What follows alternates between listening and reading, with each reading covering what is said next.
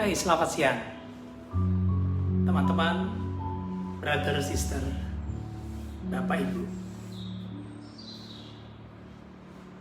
Apa kabar hari Anda hari ini? Saya berharap Anda sehat. Saya berharap Anda selalu berbahagia. Siang hari ini saya akan mengajak teman-teman, ibu bapak, rekan-rekan berbagi, bercerita mengenai hal-hal keterkaitannya dengan pribadi diri kita.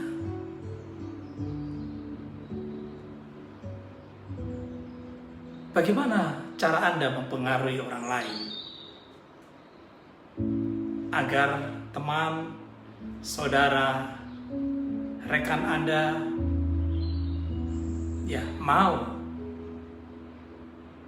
paling tidak bagaimana menerima ide Anda, menerima pendapat Anda. Bukan hal yang mudah untuk meyakinkan orang, bukan hal yang mudah untuk membuat orang memahami apa yang menjadi keinginan kita. Terlebih bila mana kita sebagai seorang profesional bekerja pada sebuah perusahaan, bekerja pada sebuah instansi. Ada banyak hal kadang-kadang apa yang ada di otak kita, apa yang ada di kepala kita, pengen kita tumpahkan, pengen kita sampaikan, apa yang menjadi ide-ide kita. Tapi tidak jarang, kadang-kadang pada saat kita sudah memulainya, penolakan terjadi. Orang justru tidak mau mendengar apa yang kita sampaikan. Siang hari ini saya akan berbagi tips berdasarkan pengalaman-pengalaman yang selama ini sudah saya jalani di dalam bekerja, di dalam kehidupan sehari-hari.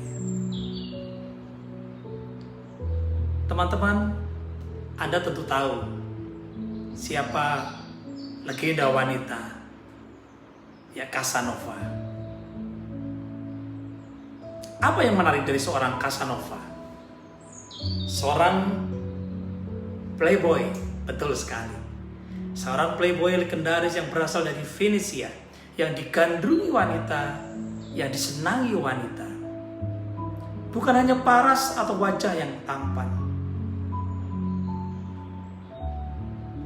tapi ada banyak hal yang menarik. Nah, saya tidak akan bercerita keburukan atau kebaikan playboy, tapi ada 3 hal yang dilakukan oleh Casanova dalam berbagai buku yang dirangkum. Jika dia atau siapapun juga ingin dicintai oleh wanita. Yang pertama, kita harus layak untuk dicintai. Kita harus merasa layak untuk dicintai. Yang kedua, kita harus menjadi pemikat. Yang ketiga, kita harus tahu menyentuh, memperlakukan wanita. Itu adalah 3 hal yang menjadi rahasia Casanova, seorang playboy yang berasal dari Venesia yang sangat legend. Nah, di dalam kehidupan sehari-hari, di dalam kehidupan nyata, ternyata apa yang dilakukan, tips yang dilakukan oleh Casanova ini sendiri, kita bisa praktekkan di dalam pekerjaan kita. Apapun bidang kita, apapun pekerjaan kita.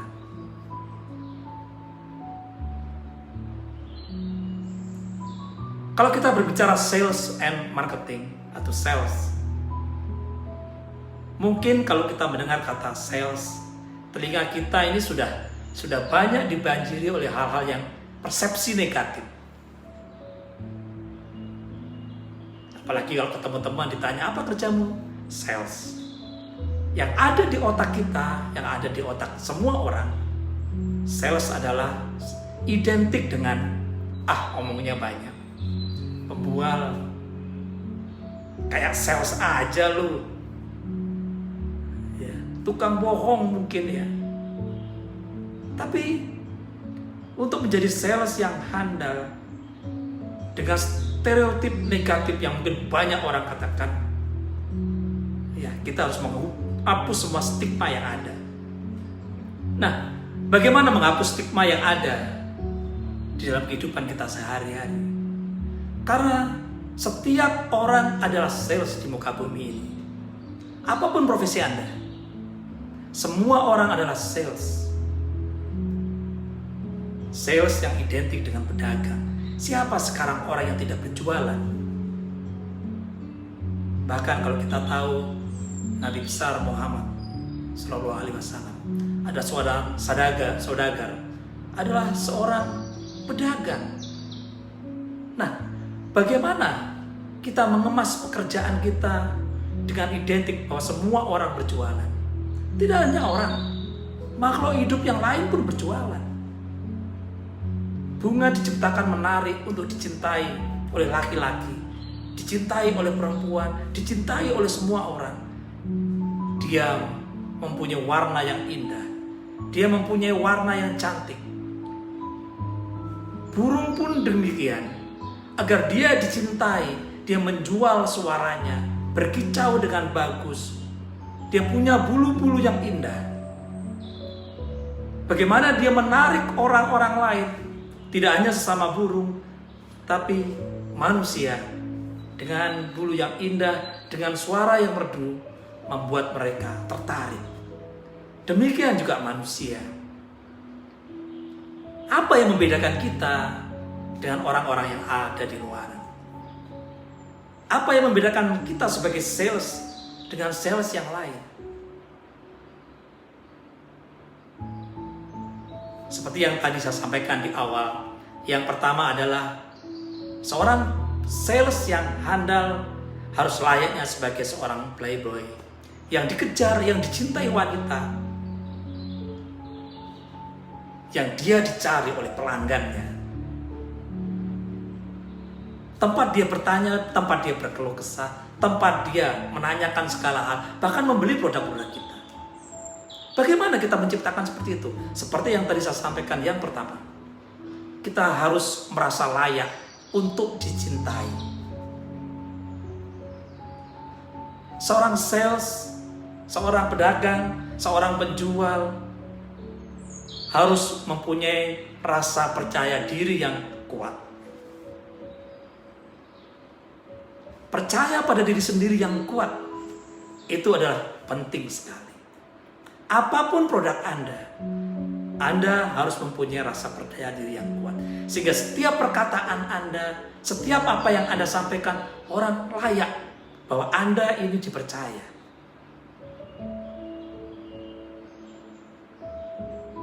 Bagaimana Anda menjadi seorang yang tidak percaya diri mau berhadapan dengan orang lain? Kita harus menjadi orang yang percaya diri.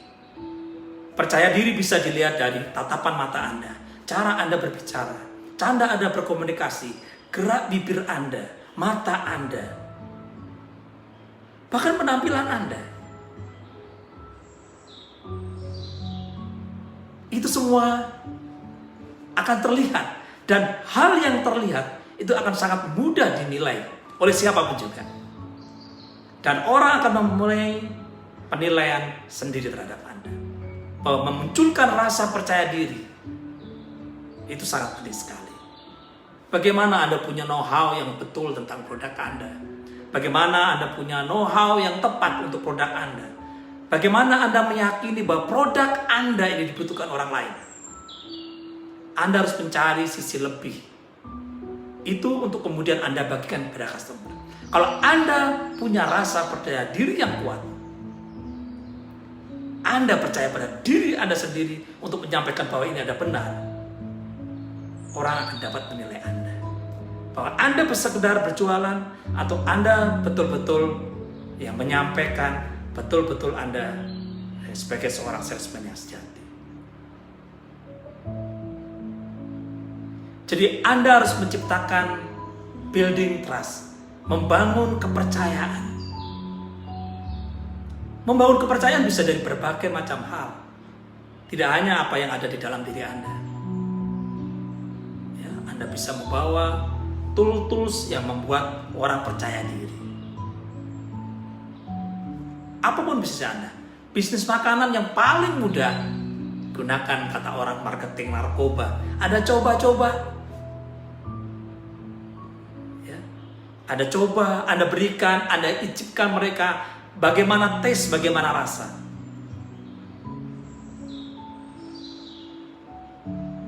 Setelah mereka merasakan, mereka akan, paling tidak step pertama mereka akan, oh iya ya, merasakan. Entah itu nikmat, entah itu kurang, mereka akan menyamakan. Kita tanyakan pendapat dan mereka akan membalas, memberikan feedback kepada kita. Yang kedua, kita harus meningkatkan ya soft skill kita, kemampuan kita, knowledge kita. Kita harus punya kualitas diri yang handal. Apakah Anda percaya bahwa orang berjualan tidak selalu harus menjelaskan produknya apa? Saya ada pengalaman, saya punya teman baik, teman akrab. Dia tahu selama ini saya bekerja di bidang apa. Bahkan kadang-kadang dalam candaannya dia berkata, masih aja kau kerja begitu. Ya, ini adalah hidup saya. Ya, my job is my adventure. Saya menyukai pekerjaan saya mencintai pekerjaan saya. Saya tidak pernah sama sekali ya menjelaskan tentang produk saya atau menjual produk saya. Walaupun saya tahu dia ada peluang. Dia punya kesempatan, dia punya kemampuan. Ya, kita hanya bertemu, ngobrol, ngalor ngidul, ya bahkan berbicara bisnis dan lain sebagainya. Hingga suatu saat dia menanyakan produk kepada saya. Begitu dia bertanya, saya baru menjelaskan. Dan dia mengaku, saya heran. Selama ini kita berteman, selama ini kita selalu bergaul, berkomunikasi, tapi kenapa kamu sekalipun gak pernah menjual produkmu kepada saya? Saya bilang, ya kadang pertemanan bisa rusak kalau saya sudah menawarkan produk kamu, apalagi kamu tidak mau membeli produk saya. Ya, pada saat kemudian Anda menanyakan, saya bagikan kepada Anda. Ya, ini kepada seorang teman. Tapi berbeda nanti perlakuan pada bila kita mengenalkan produk kepada orang lain, dalam hal ini kepada orang yang tidak kita kenal dengan baik. Jadi seperti yang saya sampaikan tadi, bahwa kita harus merasa layak untuk dicintai seperti Casanova, dicintai wanita.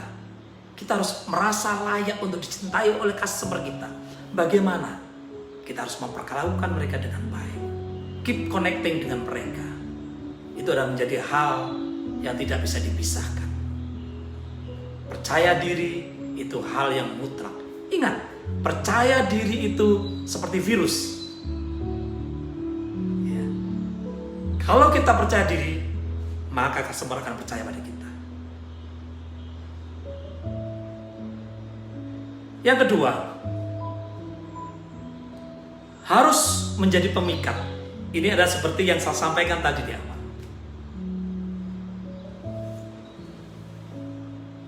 Menjadi pemikat artinya kita menghindari menjadi pengejar. Casanova tidak pernah mengejar cewek, wanita yang diinginkan, tapi dia dikejar. Sama, kepada customer kita tidak perlu mengejar mereka, tapi kepada customer, ya kita dengan segala apa yang ada di diri kita, di poin nomor 1 tadi, ya customer akan mencari kita, customer akan melihat kita. Siapapun, tidak hanya customer, dalam kehidupan sehari-hari pun juga demikian. Kita harus punya power dan bergaining position yang kuat. Caranya bagaimana? Fokuslah pada kekuatan diri kita. Hindari menjadi mental seorang pengemis. Jangan sampai kita menghibah pada orang apapun itu, apalagi seorang sales. Menghibah, minta order, minta beli, dan lain sebagainya. Dalam konteks kehidupan sehari-hari pun juga sama. Jangan pernah meminta-minta apa yang kadang-kadang kita inginkan.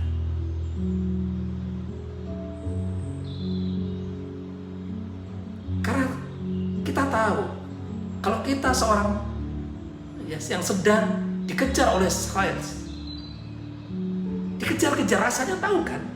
Sebel, sama. Bagaimana kalau kita posisikan itu sebagai diri kita?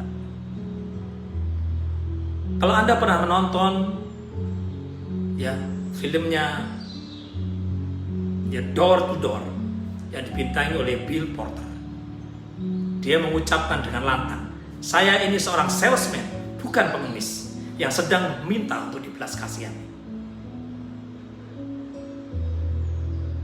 Jadi inilah yang dimaksud dengan rasa percaya diri yang kuat. Jadi kita harus mempengaruhi persepsi positif kepada customer kita, kepada rekan kita, kepada teman kita, kepada saudara kita, atau siapapun juga. Apa yang menjadi keunggulan kita, itu menjadi hal yang sangat penting. Yang ketiga, yang terakhir, kita harus bisa menyentuh hatinya. Kalau Anda ingat lagunya Ari Lasso, sentuhlah dia tepat di hatinya, dan dia tidak akan kemana-mana. Bagaimana cara mengetahui? Bagaimana cara menyentuh hati teman kita, saudara kita, atau siapapun, ataupun bahkan customer kita? Kita harus mengetahui needs and wants daripada customer.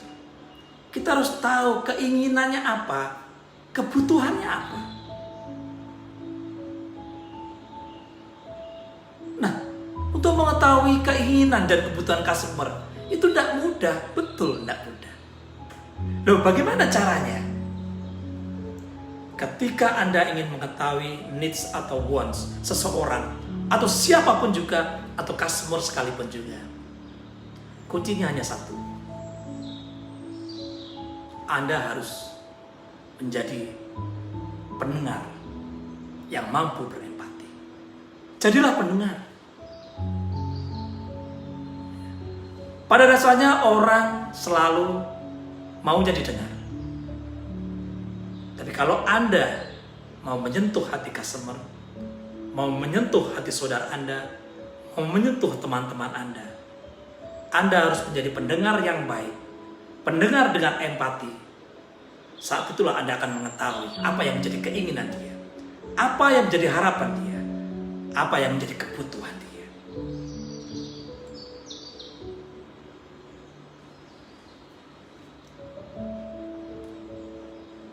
Teman, kawan, saudara, Bapak Ibu, demikian sharing saya hari ini. Mudah-mudahan menginspirasi kita semuanya. Di mana kondisi ketidakmudahan yang ada bukan membuat spirit kita jatuh. Sekarang banyak kondisi yang membuat orang itu patah semangat. Banyak kondisi yang membuat orang itu putus asa. Banyak membuat orang itu kemudian galau. Tapi itu tidak menyelesaikan masalah. Tetaplah menatap ke depan. Ya, karena apa yang ada di depan Anda bukan untuk dihindari. Masalah bukan untuk dihindari. Tapi Anda harus menghadapi. Karena menghindari hanya mendelay, hanya menunda. Suatu saat akan muncul lagi. Anda harus menghadapi. Ya, karena percayalah, Tuhan akan membantu Anda menyelesaikan segala permasalahan. Karena Tuhan tidak pernah berdiam diri. Tuhan selalu ada di hati Anda. Tetap bekerja, tetap fokus, dan selalu andalkan Tuhan di dalam menjalani kehidupan sehari-hari. Selamat siang. Terima kasih. Salam sehat buat semuanya.